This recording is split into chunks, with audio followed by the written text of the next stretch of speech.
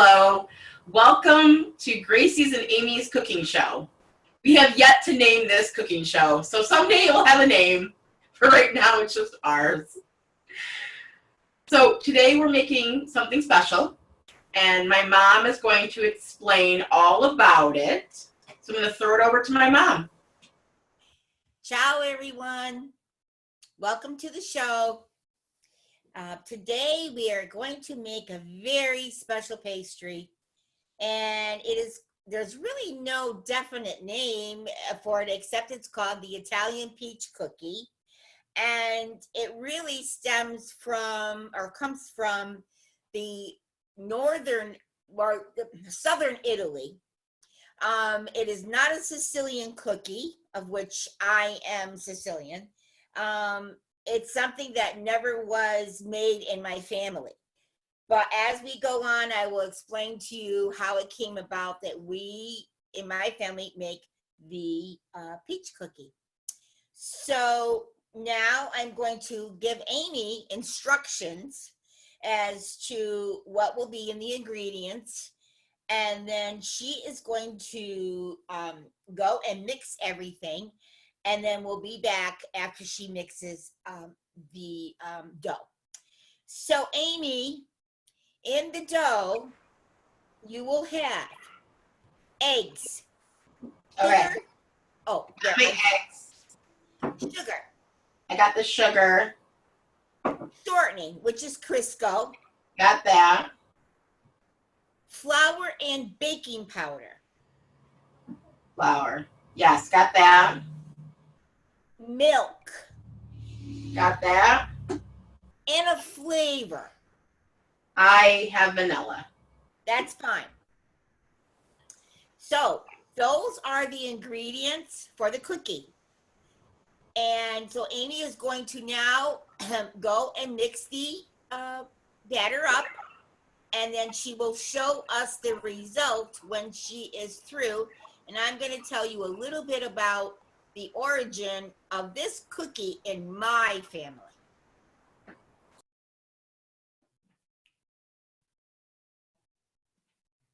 Okay, so let me give you a little background, which is kind of funny. We went to a shower for my niece, and one of the guests brought these beautiful peach cookies. Well, my mom had never seen anything like this in all of her baking and was so in awe of these pastries. She had to have the recipe and make them immediately. She always loved new kinds of pastries and cookies. Anything that someone would teach her, she wanted to do. So she went and made them, and she absolutely fell in love with these peach cookies. And she made them, I'm going to say, pretty much the rest of her life after she found out about the cookies. One time, this is really funny, she made these cookies, peach cookies, and she used to get the priest to come over to give her communion. Well, she found out that this particular priest had a birthday that was 2 days away from hers. And she thought that was pretty neat. And she wanted to give him something for his birthday. So she made these peach cookies, and she said to me, "Can you please take them over to the rectory?" And I said to my mother, "Oh, Mom, do I have to? Do I really have to?" "Yes, you have to take these peach cookies to the priest. It's his birthday." I said, "Okay, Mom." Well, I brought him over to the priest. And of course, this priest absolutely loved the peach cookies. Anyways, I started making the cookies, and they were a big hit in the business. One time, I changed up a little bit, and I made lemons, oranges to go with the peach cookies. And I used coordinating liquors to match the actual cookie. They were also a hit.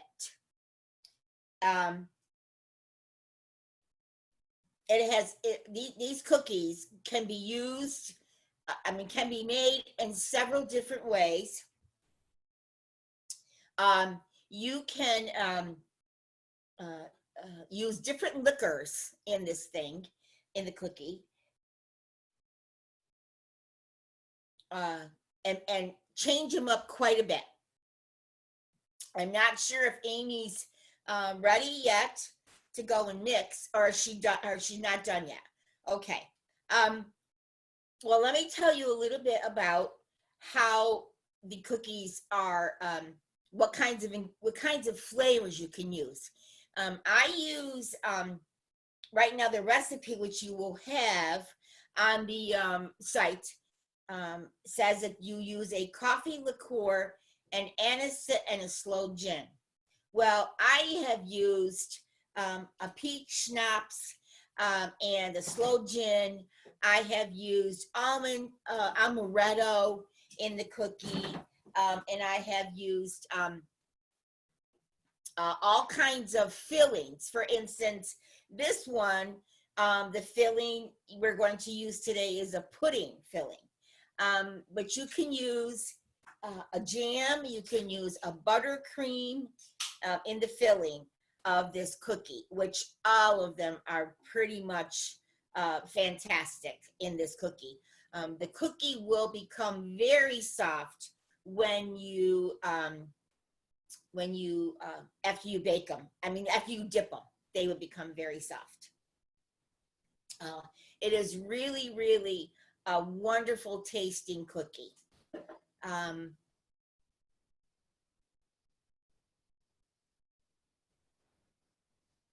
Amy, how you doing? Okay, so I finished the dough, and this is what it looks like. Looks beautiful. Okay. Now, you need to form this into a ball about that's a little bit bigger than a golf ball. You do know a golf ball's pretty big, right, Mom? I think it's like a ping pong. Isn't it like a ping pong? Well, let me show me and I'll tell you. Let me see. This would be a golf ball. That's too big. Yeah, I know. It should be a ping pong. Half of that. Yeah. When I saw those directions earlier, I was like, huh, interesting. Okay, like this, right, Mom? Perfect. Okay. That is a perfect size ball. These will all be formed later on, and the result will be dun dun dun. The finished cookie. I'm not sure if you can see, but here is the baked cookie. That's the top. This is the bottom. It's a little dark, but that's okay, because you want this cookie to be nice and firm, because first of all, you need to carve out a hole. That's number one. Number two, you need to soak this, and you do not want this cookie to be soft, or it will crumble in the mixture that we're going to be using. So how long do they bake it for, and what degree oven?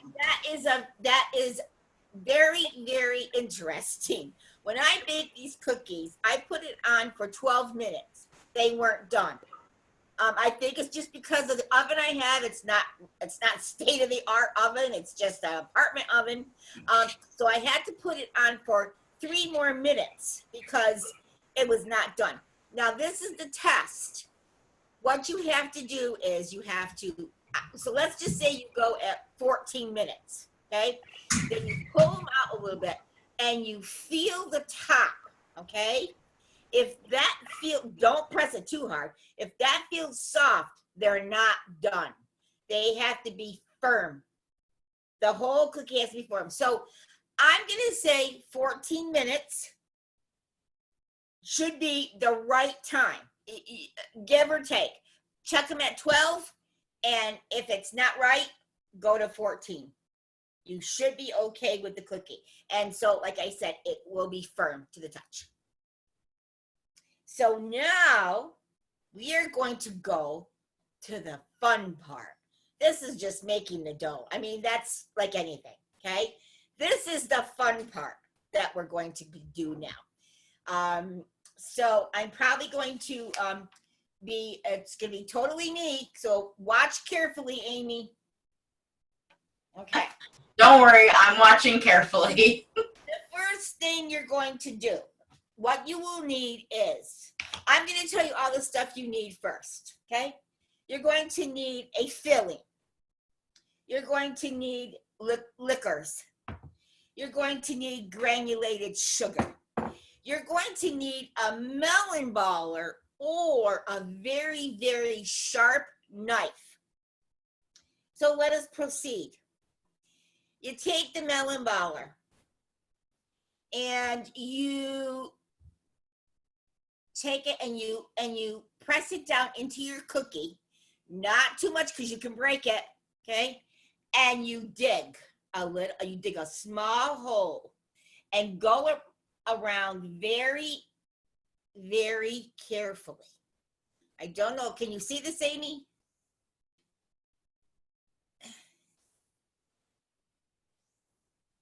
Now, do you see the hole? You're muted.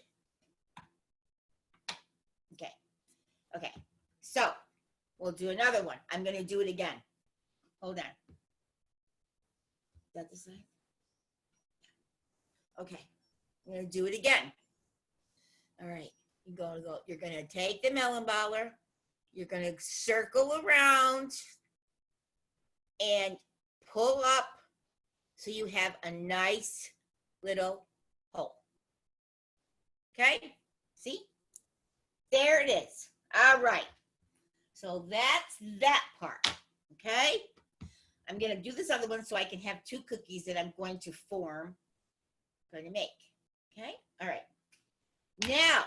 I just got to tell you something. Yeah. Remember? I was just thinking about this when you were digging out the hole there for the carving out the hole. I remember when nobody would make these, and the final product, Aunt Julie would always call them coolie cookies. I thought that was the funniest thing. She did, and everybody laughed. And you will see when it's done why she said that. Okay. So the next thing you got to do is you have to fill the center of the cookie with a little bit of liqueur.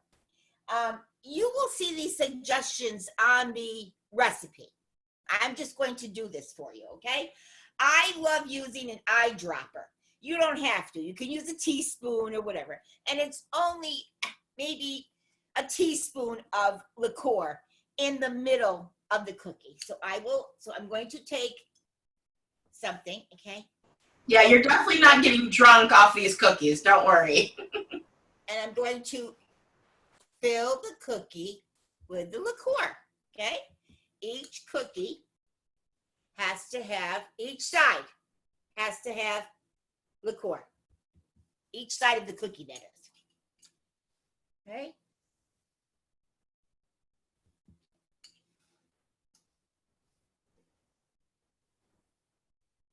All right.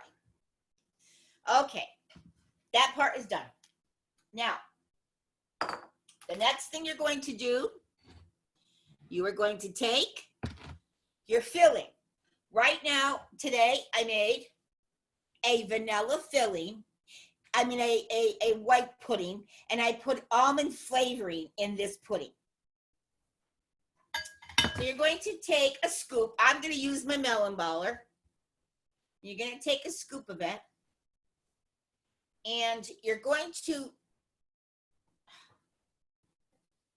put it in the hole and kind of spread it around, because the cookies, both halves, need to stick. Yeah, that's an excellent point there, Mom, that if they don't stick, then you won't form your piece. Yes. So you got to spread it around. You only have to do one side of the cookie, but put enough on there so that it will stick together. Okay, I'll do it again. Wait, you only do one side? You only have to do 1/2, I mean. Oh, 1/2 cookie. I have to put the filling. Exactly. Well, I'm going to do it you again. want to put filling in both sides? Like, wouldn't you want to put a little bit of filling in the other side too? So it. Want to. You can. You want to. Sometimes there's just not enough filling in those cookies. You need a little bit more. Okay, for you, Amy, I'll put a little bit more. Okay? All right. So you take the cookie. Thank you. You're welcome. You take the cookie and you put it together and you kind of mush it. Okay? Then what you need to do is all the residue that comes in between the cookie, just take your melon baller or a little knife or whatever and just clean it up a bit. Okay? And let them sit for a minute while they kind of take hold of each other. Do all your cookies, do all the ones that you bake, do them all, okay? So that you'll be ready to dip. Oh, you're right, Amy. You do need to put a little bit on each side. I remember when Noni used to make them, she didn't put enough filling. Well, that's probably because the recipe, that's probably because of the recipe she had. Okay, here we go. Once again, you stick it together, okay? All right. Okay. So we're done with that. All right. Here comes the dipping part. Okay? All right. Here we go. This is my mixture of peach schnapps and sloe gin. Now, I will tell you the recipe that you have in there calls for anisette and sloe gin. I think that's a much better combination.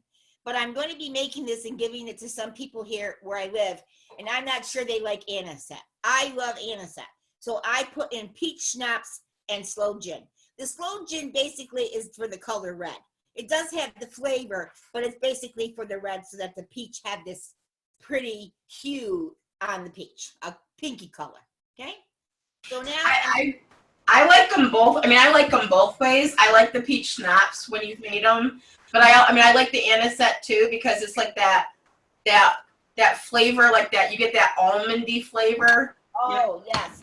So it's like that flavor is phenomenal. Like it's like because anisette I know is an almond, but it's like that. It's like that combination of licorice and almonds, and it is a stronger flavor for the peach cookies. So I'm going to dip. I'm going to go all the way around, dip it up. So the whole cookie gets the liquid. Okay, and then you take that and you put it right into a bowl of granulated sugar. Now, I remember the more you do that, the more the sugar gets like colored and like the so I remember you'd have to add more sugar and like break it up as you went along. Yes. And then you place it into a paper cup. Okay, I'm going to do one more.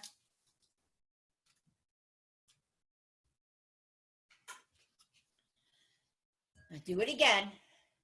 Okay. Here we go. I'm going to roll it around.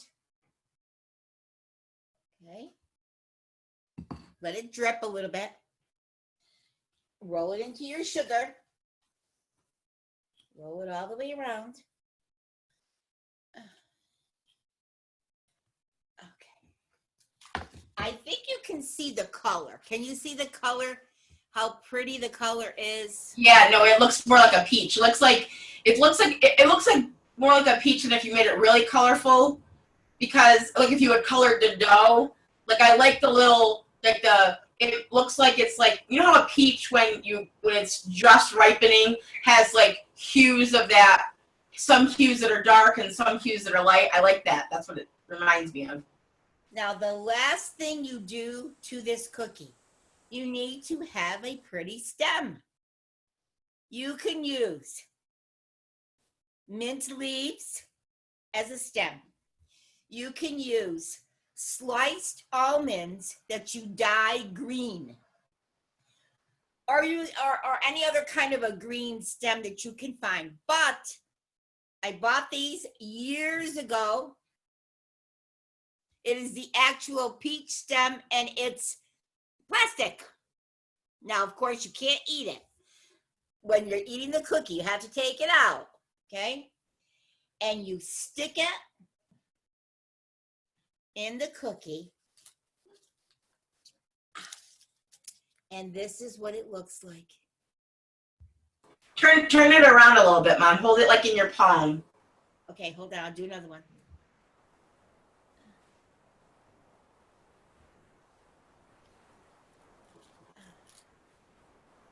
Oh my God. Isn't that cute, guys? I love it. Here is your beautiful peach cookie. I love them. They're so adorable. And that's how the infamous peach cookie became part of our baking regime. I hope you enjoyed the show today. We will be continuing with other cookies. If there's something you want to me to make that you know I've done, please let me know. But that is our show today. So just to let you know, we are welcoming guests to appear on our show. So we in the future we have one special person. I'm not going to tell you yet. Make it a surprise when she shows up. But if you would like to be a guest on our show, or if you would like to be a guest cook on our show, please let me know. You can send me an email, kitchencreationswithamy@gmail.com. I am going to attempt to put this recipe in the comments when I upload this. I'm also going to, again, provide my email if you want me to send it to you via email or Facebook Messenger. So just let me know that too. But I'm also going to attempt to put this on YouTube. So we'll see. We'll see if that works. But buon appetito, and I hope you make these peach cookies for you and your family. If you have any questions, don't hesitate to ask. Thank you so much. Arrivederci. Ciao.